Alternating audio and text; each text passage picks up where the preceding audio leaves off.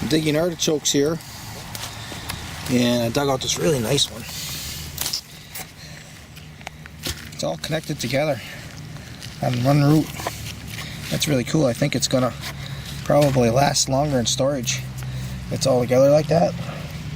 But this is how I'm storing them.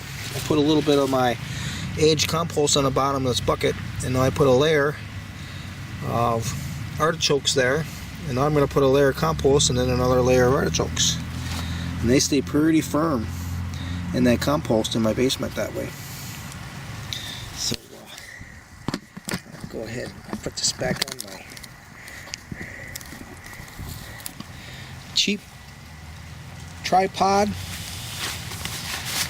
and we'll get a little more of this aged compost. And what I mean by aged is this came out of my composting area that I actually grew some crops in it already. I made the compost last spring, finished it up in the beginning of May. I grew a crop in it, and now I'm going to be using it for other purposes. In this case, I'm going to be drew some artichokes in it, and after that I'll spread it on the garden somewhere. Elements of this compost will be in the soil even 17 years later. So we're due for a big freeze up.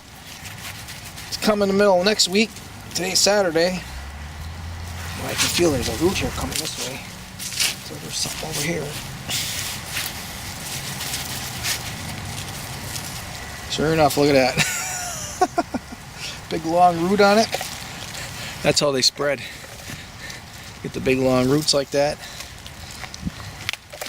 That's good. Nice big fat thick one there too. Nothing like some fresh artichokes middle of January when everything else is froze up. You can see I'm packing them in that. Nothing else in there. I think that's pretty good.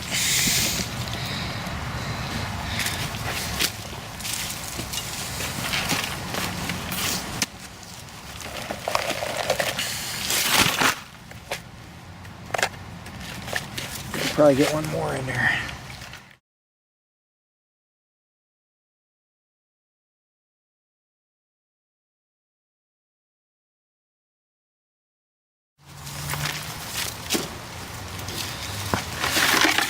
And another bucket here. I guess I'll let you know when I get that one full.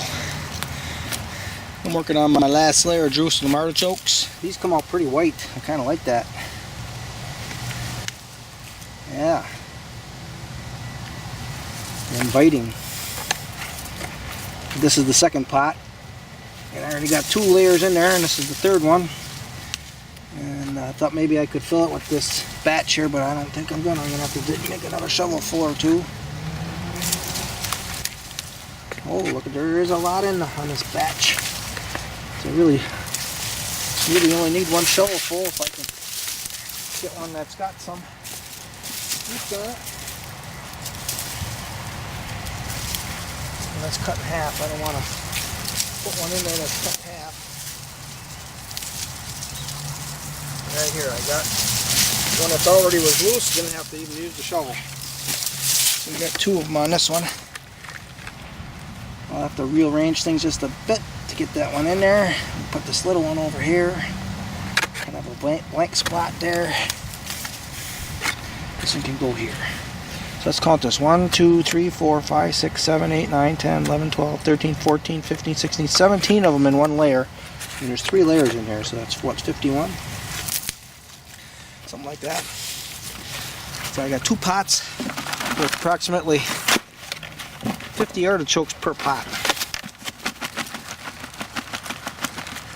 I'll tell you, artichokes are pretty nice, especially after you've had a steady diet of potatoes. You break out a few of these, and you make them with breakfast, and wow. What I'm looking for. Open this up in January.